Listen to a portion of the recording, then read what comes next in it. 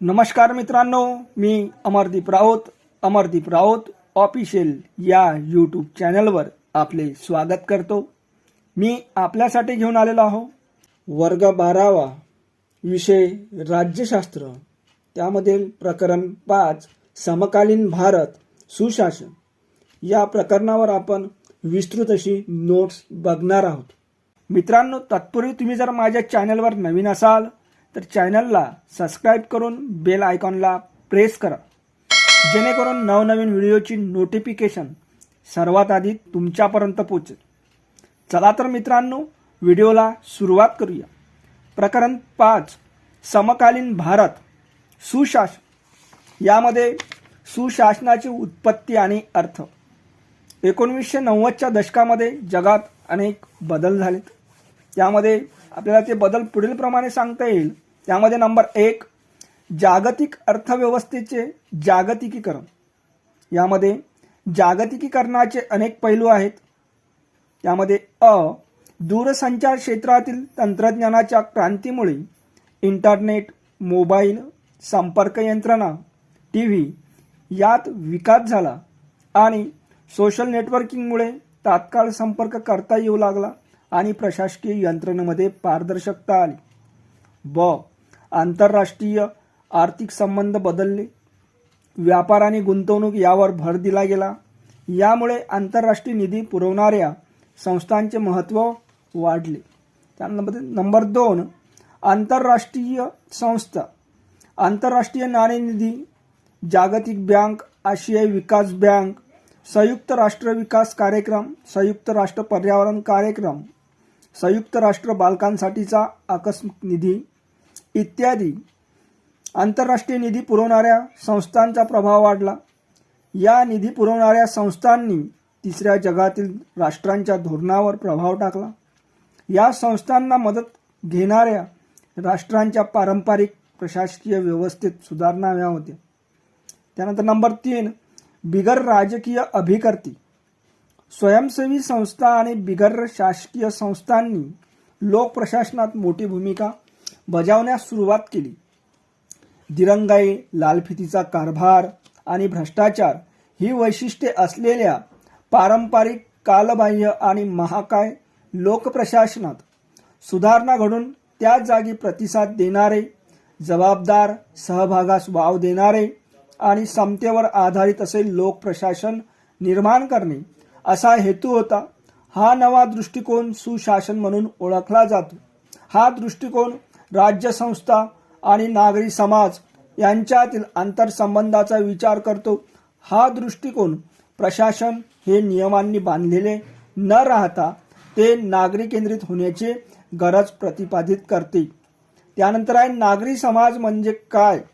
नागरी समाज म्हणजे विविध प्रकारच्या संस्थांचा अंतर्भाव, ज्यात सामाजिक गट, बिगर शासकीय संस्था, कामगार संघटना, धर्मदाय संघटना, स्वदेशी गट, सांस्कृतिक संघटना, व्यावसायिक संस्था अशा स्वयंसेवी संस्थांचा समावेश होतो। त्यानंतर आहे सुशासनाची मूल्ये। सुशासनाची मूल्ये आपल्याला पुढील प्रमाणे सांगता येतील। त्यामध्ये पहिलं मूल्य आहे सहभागात्मक। हा सुशासनातील महत्त्वाच्या घटकापैकी एक महत्त्वाचा घटक आहे। कोणत्याही लोकशाही व्यवस्थेच्या परिणामकारक कार्यासाठी लोकसहभाग आवश्यक असतो। जनतेचा आवाज आणि मागण्या शासनापर्यंत पोहोचवल्या जातात। शासनाची निर्णय प्रक्रिया आणि अंमलबजावणीमध्ये सहभागी होण्याची लोकांना संधी मिळते। त्यानंतर सुशासनाचे दुसरे मूल्य आहे कायद्याचे राज्य। संविधान म्हणजेच देशाच्या सर्वोच्च कायद्याचे राज्य हे सुशासनाचे दुसरे महत्त्वाचे मूल्य आहे। संविधानातील मूल्ये प्रशासनाला मार्ग दाखवण्याचे कार्य करतात। कायद्यासमोर सर्वांना समानतेची वागणूक मिळते। न्याय आणि योग्य राज्यव्यवस्थेत लोकांच्या हक्काची हमी दिली जाते। त्यानंतर नंबर 3, पारदर्शकता। पारदर्शकता या मूल्यामुळे गुप्ततेच्या प्रक्रियेला आव्हान मिळाले आहे। यामुळे सरकारच्या कामावर लक्ष ठेवणे लोकांना शक्य झाले आहे। 2005 पासून भारतात माहितीचा अधिकार कायदा लागू करण्यात आला। यामुळे नागरिकांना शासकीय कामकाजाविषयी माहिती मिळवणे शक्य झाले आहे. त्यानंतर चौथं मूल्य आहे प्रतिसादात्मक. सुशासनामध्ये विविध संस्थांमार्फत आणि प्रक्रियांमध्ये सर्व भागधारकांना ठराविक कालमर्यादेत सेवा देणे आवश्यक आहे. नागरिकांच्या समस्या आणि प्रश्नांबाबतीत शासन संस्था त्वरेने निर्णय घेते आणि त्यानुसार धोरणांची आखणी करते. त्यानंतर पाचवं मूल्य आहे सहमतीदर्शक. प्रत्येक समाजात कोणत्याही मुद्द्यावर वेगवेगळे दृष्टिकोन आढळतात. सुशासनामध्ये समाजातील विविध घटकांमध्ये सुसंवाद होणे अभिप्रेत आहे. यामुळे संपूर्ण समाजाचे हित कशात आहे आणि ते कसे साध्य करता येईल याबाबत एक व्यापक सहमती तयार करण्यास मदत होते. शाश्वत मानवी विकास घडवून आणण्यासाठीची उद्दिष्टे कशी साध्य करता येतील याबाबत व्यापक आणि दीर्घकालीन दृष्टिकोन स्वीकारता येतो. त्यानंतर सहावं मूल्य आहे समता आणि समावेशकता.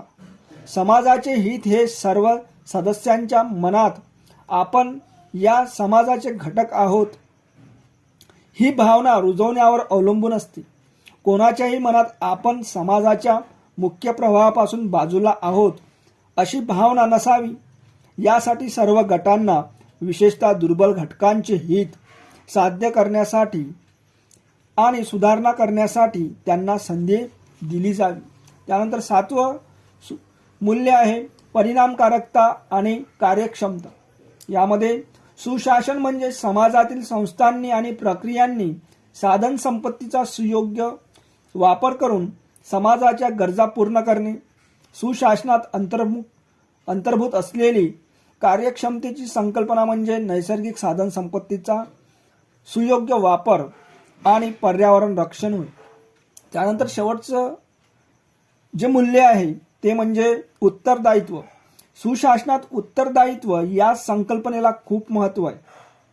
केवळ शासकीय संस्थाच नव्हे तर खाजगी क्षेत्रातील कंपन्या आणि नागरी समाजातील स्वयंसेवी संस्था या जनता आणि आपापल्या भागधारकांप्रती उत्तरदायी असायला हव्यात.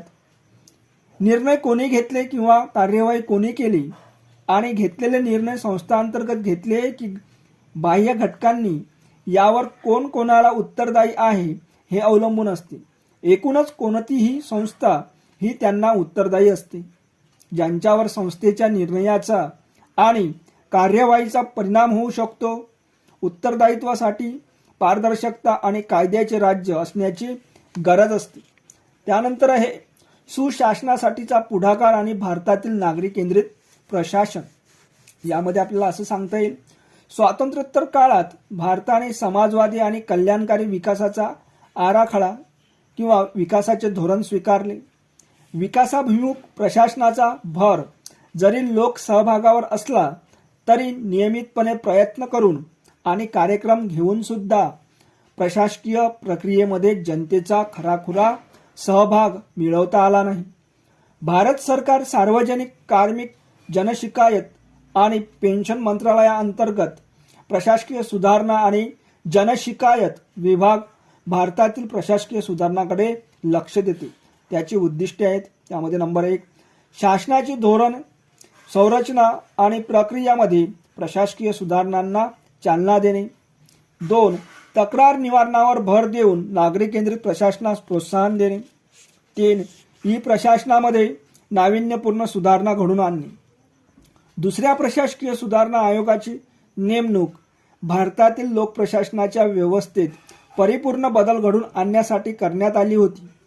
हा आयोग शासनाच्या सर्व स्तरावर पुढाकार घेणारे, प्रतिसाद देणारे, उत्तरदायी, टिकाऊ आणि कार्यक्षम असे प्रशासन देशभरात असावे याकरिता उपाययोजना सुचवेल अशी अपेक्षा होती.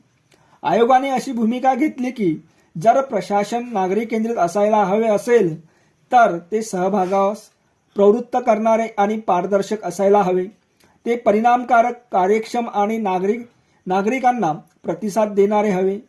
शासकीय संस्था या जनतेप्रती उत्तरदायी असायला हव्यात.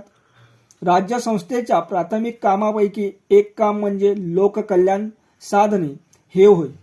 आणि म्हणून जर प्रशासकीय संस्थांचे मूल्यमापन करण्याची वेळ आली तर सरतेशेवटी ते नागरिकांना किती समाधान मिळाले यावर आधारित असायला हवे। त्यानंतर आपल्याला दुसऱ्या प्रशासकीय आयोगाच्या शिफारसी सांगता येतील। दुसऱ्या प्रशासकीय सुधारणा आयोगाने भारतातील पारंपरिक लोक प्रशासनात सुधारणा घडवून आणण्यासाठी खालील बाबीकडे विशेषत्वाने लक्ष वेधलेले आहे। त्यामध्ये नंबर 1, उत्तरदायी आणि पारदर्शक शासन। प्रशासनासाठी उत्तरदायी आणि पारदर्शक व्यवस्था निर्माण करण्यावर भर देण्यात आला आहे। सेवा सुविधा देताना विलंब टाळण्याची गरज असते। त्यानंतर दुसरी शिफारस आहे प्रशासनाला अधिकाधिक परिणामाभिमुख करणे। अनेक प्रशासकीय प्रक्रिया वापर करणाऱ्यांना त्या अनुकूल किंवा सुलभ केल्या जाव्यात। त्यानंतर नंबर 3 आहे नागरिक केंद्रित प्रशासन। कार्यक्रमाची आखणी आणि अंमलबजावणी करीत असताना लोकप्रतिनिधीचा आणि जनतेचा वाढता सहभाग राहील याची खात्री करणे। त्यानंतर आपल्याला प्रश्न सांगता येईल प्रशासन आणि जनता यातील अंतर कमी करण्यासाठी केलेल्या सुधारणा किंवा उपक्रम। त्यामध्ये पहिली सुधारणा किंवा उपक्रम आपल्याला असं सांगता येईल लोकांना अधिकार देणारे कायदे संमत करणे। 2, नागरिकांच्या तक्रारीचे निवारण करण्यासाठी नवीन संस्थात्मक यंत्रणा उभारणे। 3, नागरिकांना मिळणाऱ्या सेवांमध्ये सुधारणा व्हावी यासाठी त्यांना पोहोचता येईल अशा ठिकाणी कार्यालयाची स्थापना करणे।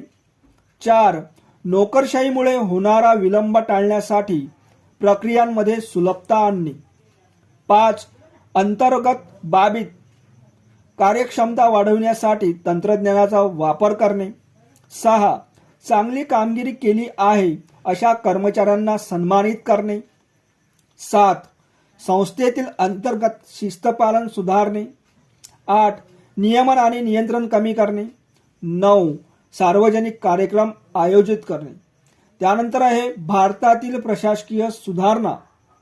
भारतात सुशासन निर्माण करण्यासाठी तयार केलेल्या विशेष कार्यक्रमाची चर्चा आपल्याला पुढील प्रमाणे करता येईल। त्यामध्ये नंबर 1, लोकपाल आणि Lokayukta. The Lokpal and Lokayukta act 2013 हा कायदा 2014 मध्ये लागू झाला। या कायद्यान्वये केंद्रासाठी लोकपाल तर राज्यासाठी लोकायुक्त या संस्थांची स्थापना करण्यात आली। हे कार्यालय शासकीय अधिकाऱ्यांविरोधातील भ्रष्टाचारांशी संबंधित आरोपाची चौकशी करू शकते। यातून शासनाची स्वच्छ आणि प्रतिसाद देणाऱ्या प्रशासनाविषयी कटिबद्धता दिसून येते। लोकपाल ही संकल्पना स्वीडन या देशाकडून घेण्यात आली आहे। स्वीडनमध्ये या कार्यालयास ऑम्बुड्समन असे म्हटलं जातं। ऑम्बुड्समनचे विशिष्ट कार्य म्हणजे शासकीय अधिकाऱ्यांच्या विरोधातील भ्रष्टाचाराशी संबंधित तक्रारीची चौकशी करणे आणि त्याचे निवारण करण्यासाठी प्रयत्न करणे। महाराष्ट्र हे भारतातील पहिले राज्य आहे जिथे लोकायुक्त ही संकल्पना राबविल्या गेली। 1972 साली महाराष्ट्र लोकायुक्त संस्था अस्तित्वात आली। कार्यकारी मंडळ सदस्य, कायदे मंडळ सदस्य, राज्य सरकार, स्थानिक शासन संस्था, सार्वजनिक उद्योग आणि इतर शासकीय संस्थांमधील अधिकारी अशा सार्वजनिक कर्मचाऱ्यांच्या वर्तणुकीमुळे आलेल्या तक्रारीची दखल घेण्याचे काम लोकायुक्त करतात। सर्वसामान्य लोक केवळ शासकीय कर्मचाऱ्यांच्याच विरोधातील आरोपाची चौकशी लोकायुक्ताकडे करू शकतात। लोकायुक्त स्वतःहून शासकीय कर्मचाऱ्यांची चौकशी करतात। भारत सरकारने पिनाकी चंद्र घोष यांची पहिले लोकपाल म्हणून 2019 मध्ये नियुक्ती केली। त्यानंतर नंबर 2, नागरिकांची सनद। नागरिकांची सनद ही संकल्पना नागरिक हा राजा असून शासन संस्था या नागरिकांची सेवा करण्यासाठी आहेत या संकल्पनेवर आधारित आहे। सेवा पुरवणारी संस्था आणि नागरिक या दोहोंनाही कळाले की सार्वजनिक संस्था या सेवा देण्यासाठीच आहेत। याकरिता प्रत्येक संस्थेने ती कोणत्या सेवा सुविधा देणार आहे हे स्पष्ट करावे आणि त्या सुविधांसाठीचा दर्जाही ठरवून घ्यावा। एकदा हे झाले आणि जर दिलेल्या सेवेची गुणवत्ता ठरवलेल्या दर्जाप्रमाणे नसेल तर संस्थांना उत्तरदायी धरता येते। भारत सरकारने नागरिकांची सनद तयार करण्याचा उपक्रम 1996 मध्ये सुरू केला। त्यानंतर नंबर 3, ई प्रशासन। माहिती आणि संपर्क तंत्रज्ञान क्षेत्रातील क्रांतीत प्रशासनाला एका वेगळ्या उंचीवर नेण्याचे सामर्थ्य आहे. यामुळे जगभरातील अनेक देश मोठ्या प्रमाणावर ई प्रशासनाकडे वळत आहेत. गेल्या काही दशकामध्ये प्रशासन गुंतागुंतीचे आणि वैविध्यपूर्ण होत चाललेले आहे. माहिती आणि संपर्क तंत्रज्ञानामुळे कार्यक्षम पद्धतीने माहिती साठविणे, हवी असेल तेव्हा ती परत मिळविणे, जलद गतीने पाठविणे शक्य झाले आहे. त्यातून शासनाच्या कार्यपद्धतीचा वेग येण्यास, निर्णय त्वरेने आणि न्यायपूर्ण पद्धतीने होण्यास, पारदर्शकता वाढविण्यास आणि उत्तरदायित्व लागू करण्यास मदत झाली आहे. गेल्या काही वर्षात राज्य शासन आणि केंद्र शासन यांनी ई प्रशासनासंदर्भात अनेक पुढाकार घेतले आहेत. सार्वजनिक सेवा पुरविण्यात सुधारणा करण्यासाठी अनेक स्तरावर प्रयत्न केले गेले आहेत. भारतातील ई प्रशासनाची सुरुवात शासकीय विभागाच्या संगणकीकरणापासून झाली. आता ती नागरिक केंद्रित, सेवाभावी आणि पारदर्शक झाली आहे. भारत सरकारच्या राष्ट्रीय ई प्रशासन योजनेचे उद्दिष्ट सार्वजनिक सुविधा नागरिकांच्या जवळ घेऊन जाणे हे आहे. हे उद्दिष्ट देशभर पायाभूत सेवा सुविधा उभारून दूरपर्यंतच्या ग्रामीण भागात पोहोचवणे, मोठ्या प्रमाणावर नोंदीचे डिजिटायझेशन करून आणि माहिती जालाच्या साहाय्याने सहज आणि खात्रीशीर पद्धतीने त्या नोंदी उपलब्ध करून देऊन साधायचे आहे. आज जन्माचा दाखला, मृत्यूचा दाखला, पॅन कार्ड किंवा पासपोर्टही ऑनलाईन पद्धतीने मिळवणे शक्य झाले आहे. यामुळे प्रशासन जनतेच्या जवळ आले. त्यानंतर नंबर 4 आहे माहितीचा अधिकार. माहितीचा अधिकार हा सुशासनाचा एक महत्त्वाचा पैलू आहे. यातून सार्वजनिक धोरण आणि कार्यवाही याविषयी माहिती मिळणे, सहभागी लोकशाही बळकट करण्यासाठी आणि जनकेंद्रित प्रशासनाची सुरुवात करण्यासाठीची ही महत्त्वपूर्ण बाब आहे. शासकीय संस्थांमधील पारदर्शकतेमुळे कामकाज वस्तुनिष्ठ पद्धतीने होते आणि कामकाजाबद्दल निश्चितता येते.